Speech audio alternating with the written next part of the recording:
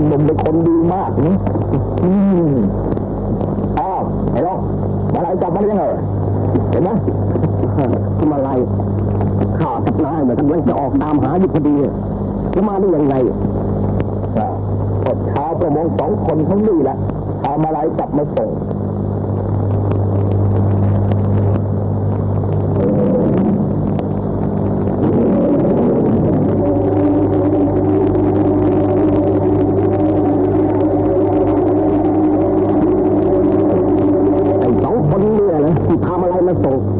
ได้ทำไมวะหรอกก็ไอ้2 คนมาเป็นพวกโจรสลัดจ้ะไม่ใช่เขาเป็นชาวประมง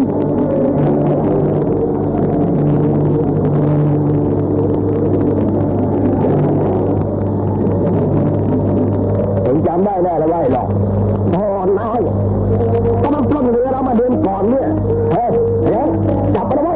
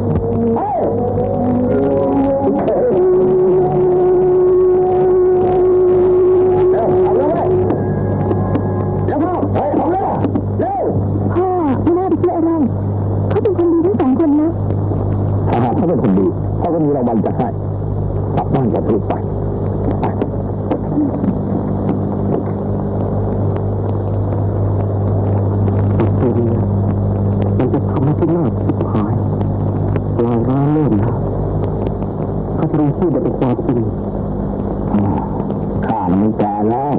ข้าพูดความจริงทุกอย่างไอ้ผู้ติดตามกับข้าแต่แอบดูโฉมเล่นชู้กับไอ้โคตรพวกมาเห็นเข้าเลยหมายว่าข้าเป็นขโมยแล้วทำไมลุงไม่พูดความจริงกับจักรพรรดิสมุทรวันหนึ่งก็รู้ผู้เรื่องรับปืนจะมีแต่เรื่องเลวๆจริงอย่างที่พูดข้ามีเรื่องอยากจะพูดให้วันหนุ่มมารู้คุณไม่ได้ก็พูดมาถ้าแสดงว่าวันหนุ่มจะไม่เชื่อข้าคิดว่าลุงพูดจริงเกี่ยวกับอิสระล้างลุงใช่ไหมไม่ใช่เรื่องของวันหนุ่มเองที่เราให้ก็เรื่องที่วันหนุ่มไม่ใช่ลูกของจักรพรรดิสมุทรนั่นสิคุณเอาอะไรมาพูดข้าน่ะพูดความจริงจักรพรรดิสมุทรแต่วันหนุ่มมันจะการปล้นแต่ยังแม่บอกเนี่ยใครจะรู้พ่อแม่ข้าคงถูกสู้สลัดฆ่าตายใช่ไหมลูกใช่ไหมลูกเรื่องนั้นเขาไม่รู้จริง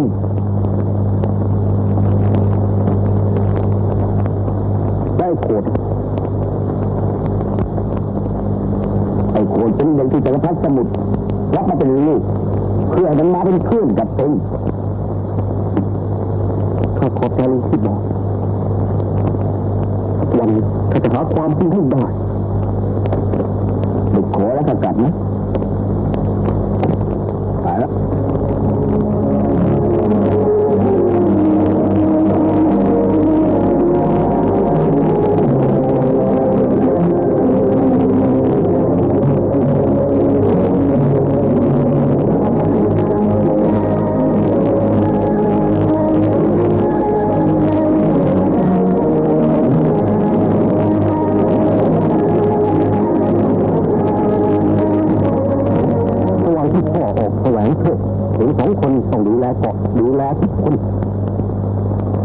และแม่โฉมด้วย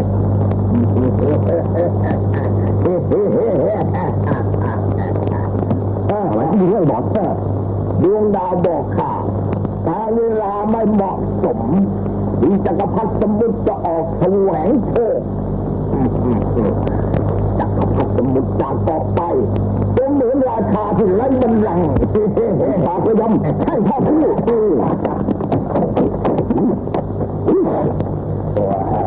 เคยบอกที่ทุกคนบนเกาะเนี่ยมีตัวคนเดียวเท่านั้นที่จะทำอะไรใครๆได้ไอ้บอลยามันแข้งข้อนี่จักรพรรดิสมุทรก็รู้ดวงดาวบนท้องฟ้า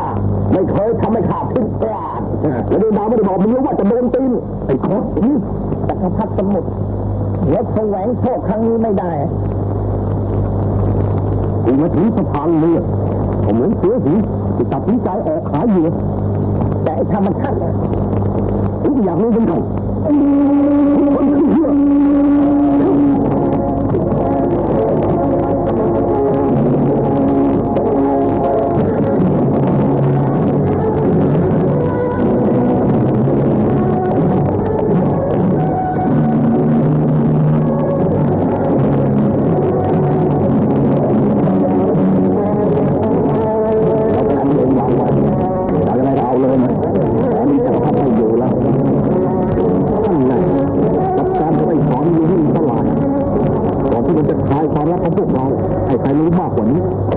แล้วขั้นต่อไป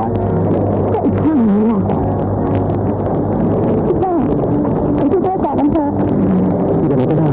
ดูแลการข้าวมันจะถึงเมื่อไหร่อยู่ใช่ไหมล่ะ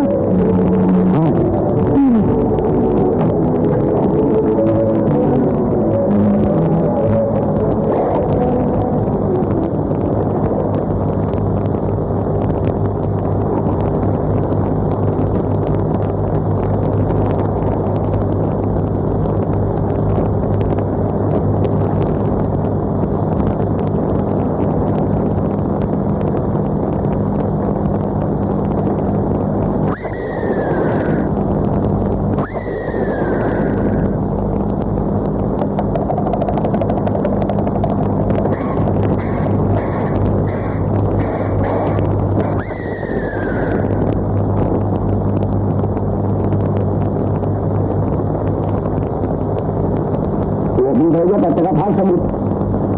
หัวมีแต่ถูกกันทุกคนอย่าทำไม่ได้จ้าไอ้ตัวเธอยกสกปรกพวกมึงจะต้องลงนรกกันหมดทุกคนตาดึงรู้รู้ไว้ทุกหนีกาย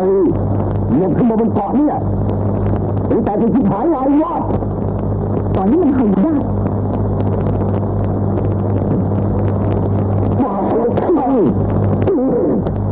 ไอ้แก่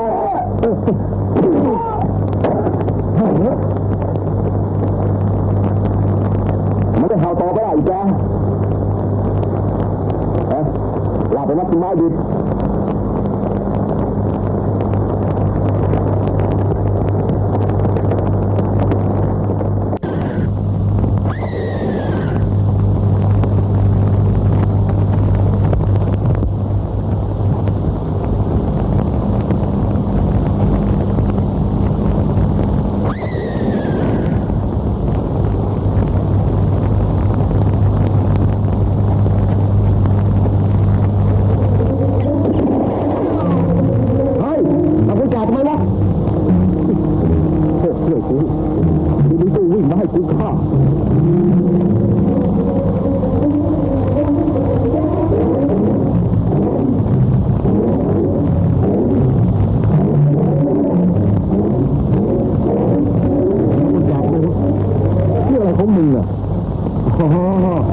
มึงกลัวคนจับด้วยความเหี้ยถึงได้หัวเมียตีโฉมใช่ไหมมึงรู้ดีนี่กลับมาละเอ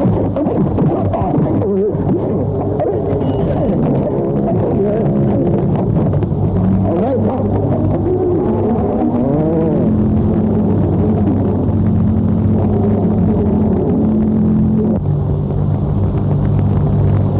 ผมเจอได้ดิผมมีส่งวิญญาณเลยจ่าก่อน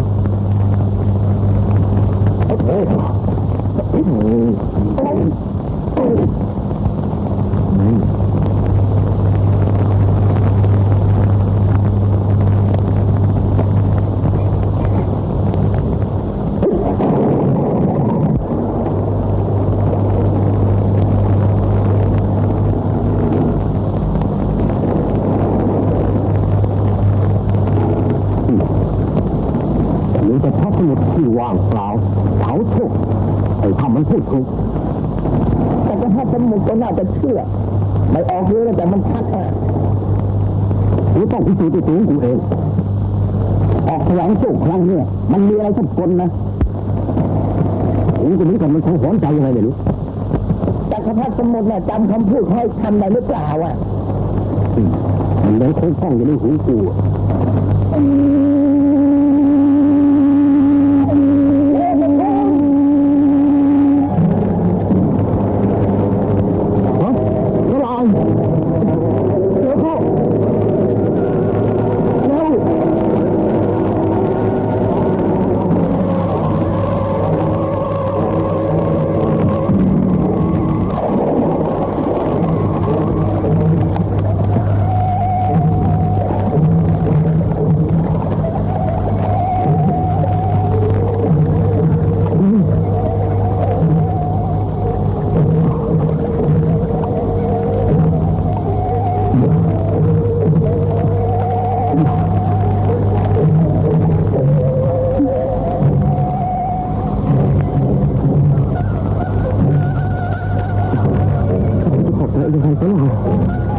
ไม่ต้องกอดแต่ละ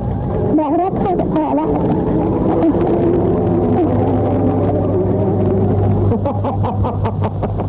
พี่น้องชาวสลับทั้งหลายข้าขอประกาศให้ทุกคนรู้เกาะสลับแห่งนี้ข้าได้ยึดอำนาจไว้ในครอบครองของข้าแล้วต่อไปทุกคนบนเกาะสลับต้องเรียกข้าว่าจักรพรรดิสมุทรโคตร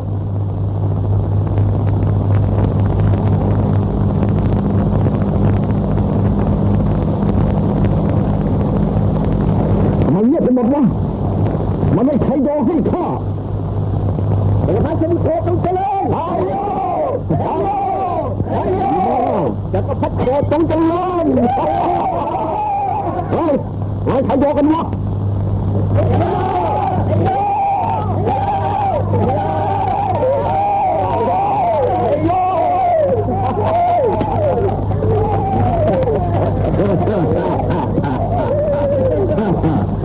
จักรพรรดิโคตรต้องสิบหาย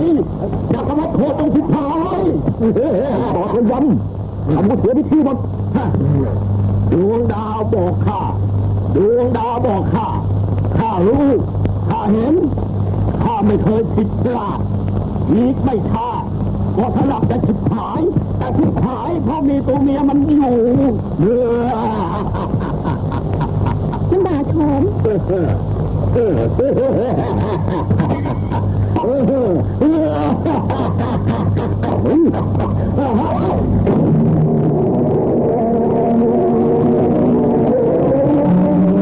ุณจำไว้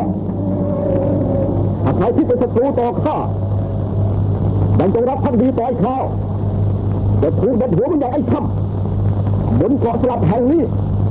ต้องมีจักรพรรดิคนเดียวคือจักรพรรดิโคตร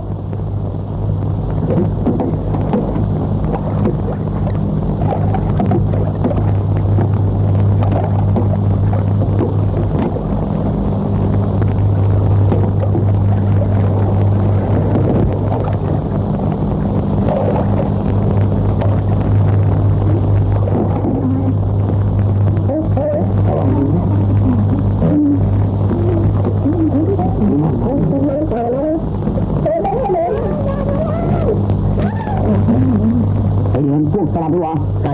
พวกสลับสงสัยเลยมันต่างไงให้จับตัวไปวะ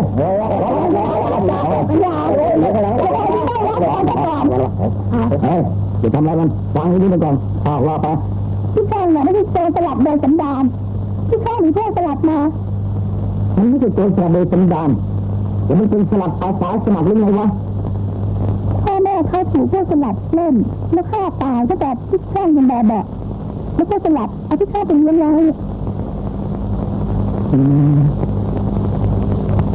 เองไม่น้อยกว่านั้นดันตื่นรู้ดีเชื่อเขาสิยังเข้าใจน่ะเขาเลยเป็นตัวสลับสิก็เข้าสิ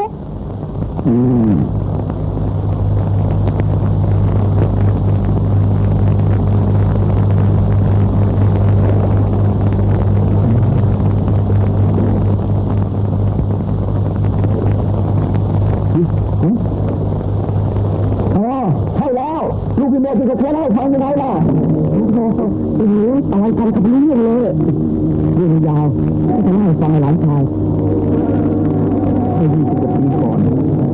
ผู้ที่อยู่บนเกาะนี่แต่พยพหนีภัยธรรมชาติไปจากเกาะอื่นถ้ามาปักหลักกันอยู่ที่นี่คืนนั้นไปที่ไหน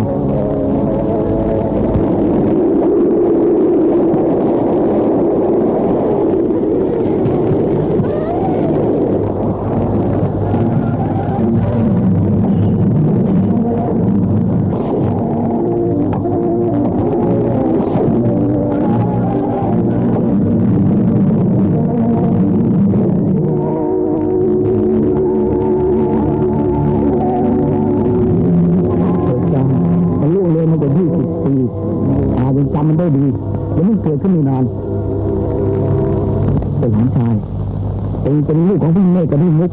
ที่ถูกพวกปราบในฆ่าตายอย่างแน่นอน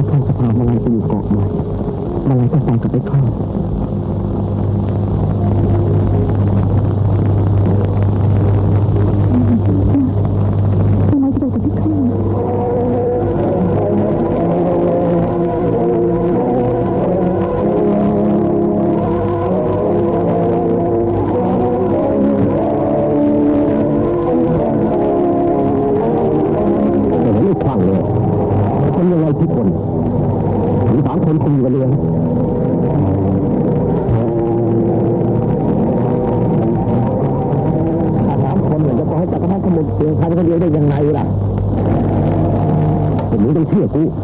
ถ้าพวกมึงยังอยู่จะไม่ล้างแค้นให้กูได้ทั้ง3 คนน่ะไปกับกู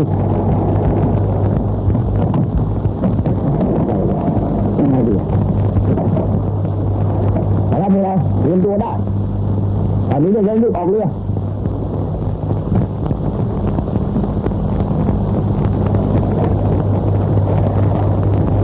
สงสัยจักรพรรดิมันจะรู้ตัวมันเลยเอาเรือเล็กลงมันจะรู้ได้ยังไงก็น้ำมันลงเอาเรือใหญ่เข้ามาก็ชนหินพังเท่านั้นมันจะเกี่ยวยังไงถึงทางก็ได้ออกแรงพวกมันจะห่วงอะไรบ้างตัดจักรพรรดิให้คนเดียวก็เรียบร้อยแล้ว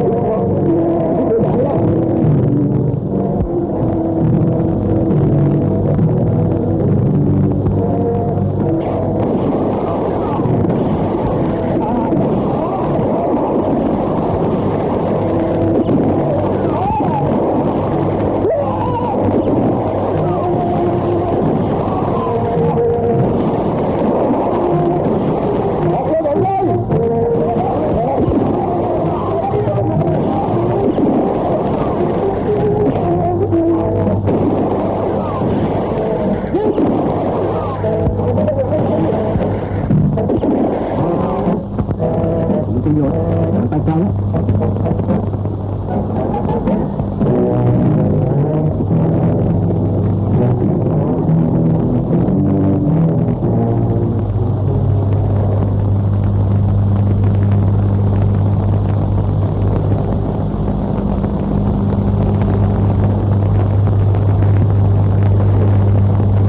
วสู้ที่กองดีกว่าเดี๋ยวเราหาช่องทางช่วยจักรพรรดิสมุทรแล้วตอนนี้เราถอดชุดสลัดออกกันทั้งหมดแล้วปลอมตัวเป็นชาวเกาะนะพวกเราเปลี่ยนที่ชาวเกาะที่สลับมาตามที่ข้าไม่มีใครรู้ว่าขันหนีมาที่นี่ตามมาก็ดีใครจะได้แก้แค้นจักรพรรดิสมุทรคงไม่ได้ตามที่ข้าหรอกเพื่อจักรพรรดิสมุทรขึ้นเกาะไม่ได้มากกว่าเพราะว่าไอ้โขดมันยึดอำนาจเดี๋ยวว่านี่พวกเราไปเตรียมอาวุธนะแล้วคอยขึ้นอยู่ข้างหลังหมดเอาไปมีแต่เราไปรับจักรพรรดิสมุทรปัตทีนึงถ้าจะคิดบัญชีกันมาบนเกาะเนี่ยมาลองข้างหลังอยากอยู่ข้างหลังกด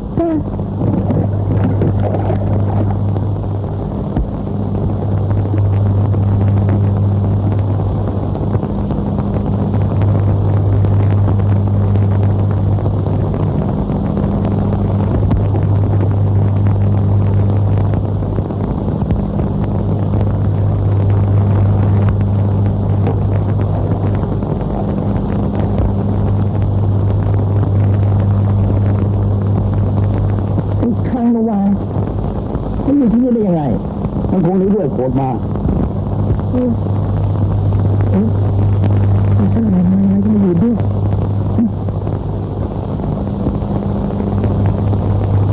เป็นของคนหนีพวกไอ้โคตรมันมาแล้วสิใช่ตอนนี้จักรพรรดิสมุทรอยู่ไหนจักรพรรดิสมุทรผู้ไอ้โคตรมันจับตัวไว้พวกอาเห็นท่าไม่ดีก็เลยถอยเรือหนีมาที่นี่มีพ่อถูกฆ่าตายที่แท่งโดนจับถูกมัดหลักให้ฉลามกินข้อดีที่ข้าไปช่วยเอาไว้เนี่ยไอ้โคตรไม่คิดการใหญ่ไม่มีใครเจอคำคัดของไอ้ทำแม้จักรพรรดิสมุทรก็เมามัวหลงอิสมหญิงชั่วกาลีตอนนี้ไอ้โคตรมันเด็ดหัวจักรพรรดิสมุทรซะแล้วก็ไม่รู้เขาต้องเอาใจไว้ได้โคตรพวกตาคิดกันว่าแต่วันครบแล้วจะหวนกลับเกาะถ้าเรือจักรพรรดิสมุทรไปเรือใหญ่เห็นแต่ไกลจะเสียการแต่แล้วจะไปกันยังไงอาศัยเรือเล็กๆประมงลำเลียงไปจะบอกกว่านะที่นี่หลานชายว่าเห็นกับสลายไปจับเรื่องกับคนพวกอาจะจับเรื่องอาวุธตกลงไหมตกลงข้ารอโอกาสที่มานานนะ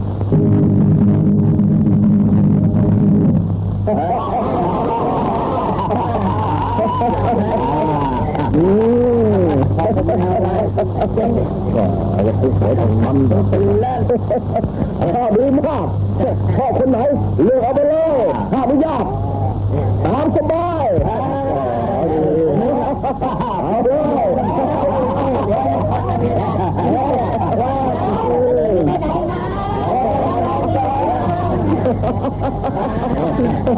น้องไม่ต้องอย่างนั้นสอนให้เต็มที่วันพุ่งพอตะวันลุ่งที่จะเป็นหัวไอ้ข้าวเฮ้ยเอาเลย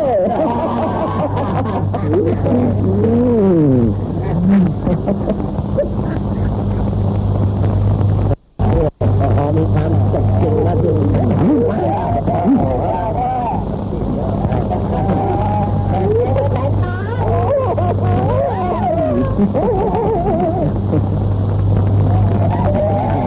ยักษ์หางใหญ่ที่ว่านี่ตะโก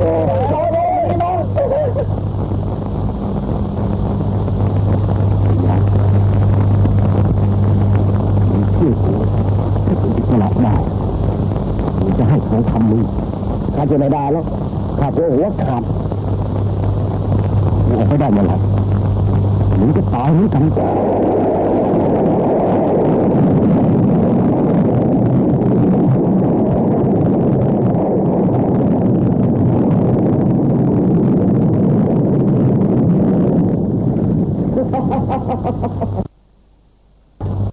แม้กระทั่งแค่เบื้องบน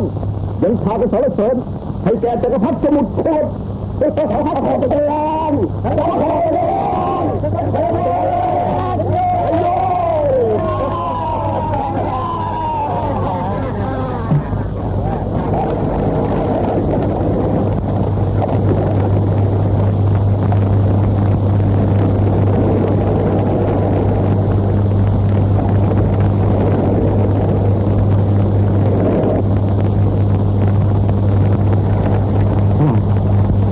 ดีกับมาลัย